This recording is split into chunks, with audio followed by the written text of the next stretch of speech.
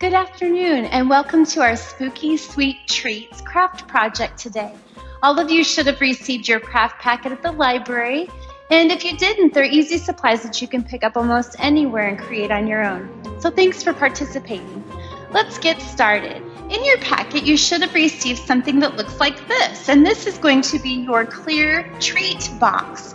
Now, some of the treat boxes do still have a little protective coating on the outside that you need to peel off. And so you just take that and kind of lightly pull, and it will come off for you. This is on there just to protect your box so it doesn't get scratched in shipping, and so this way it's nice and shiny for your craft project. To create your box, we just need to unfold, so kind of pop it gently open so it forms a little opening like this.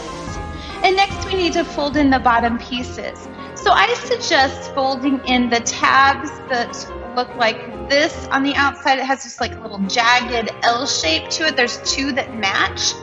Fold those in and a little pressure to kind of bend them down. The next one is going to be the U-shaped edge. So fold that one down. And then the last one is the tab-shaped edge. And so you'll want to push that in, and it actually tucks inside gently. You're going to tuck inside that U shape, and it will make your box. So now that we have our box ready to go, we can just place that off to the side for a little bit, because the first thing we're going to do is work on wrapping up our chocolates. And so each of you received a bag of 4 little mini chocolate bars to use. So get that bag out, and you can pour out your chocolates. And it doesn't matter which one you use first. Most of you got an assortment. We tried to mix them up so they were equally balanced, but you may have some of the same chocolate bars in your kit. So they may not look exactly the same as mine. What you're going to need as well are your small rectangular strips of paper, and you should have 4 different designs of paper that you will be using. Okay, so once you have your 4 chocolate bars and your 4 strips of paper, you're also going to need some Scotch tape or a little glue stick or something that would be handy for you. I like the Scotch tape the best. That's just a little easier for me to work with.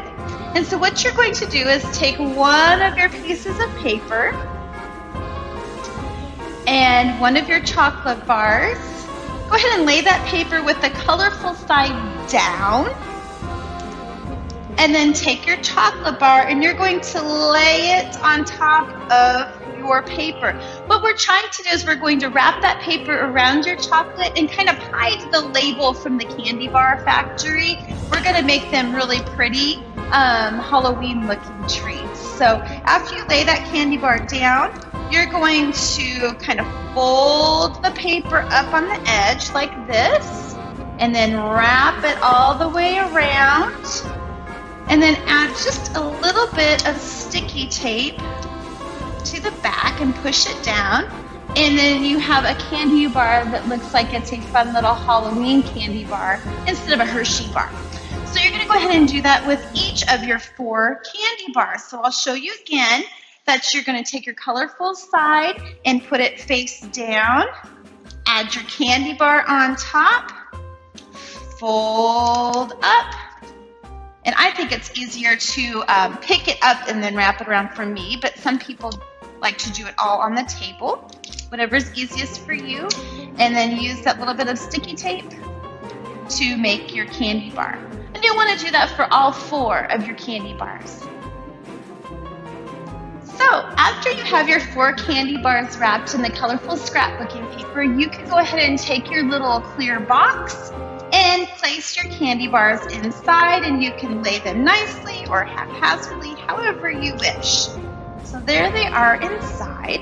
You can fold your flaps down and close your box.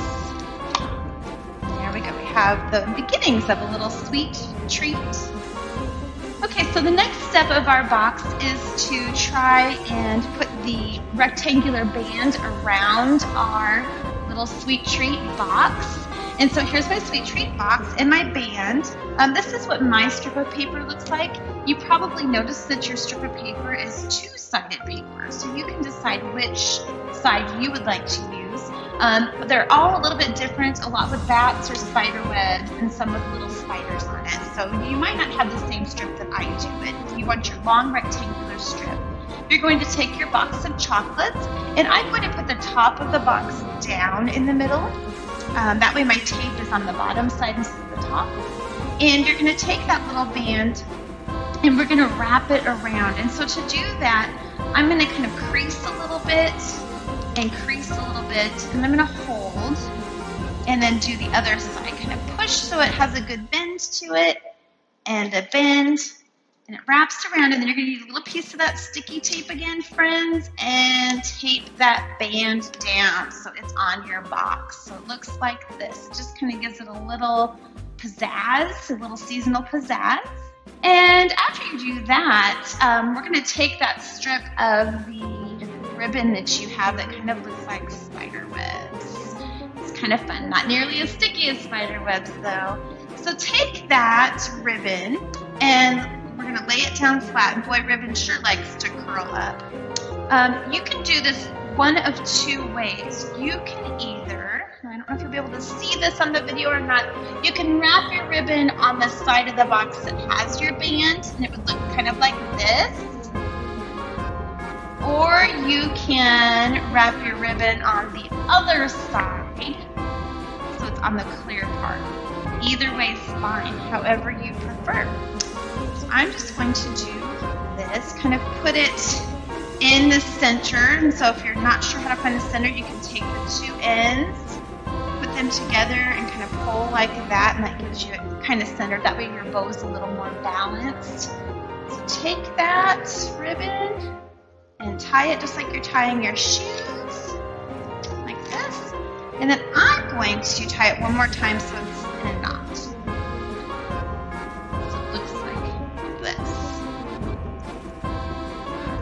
The next step would be to take your baker's twine. We have some white and black baker's twine, and we have a little tag.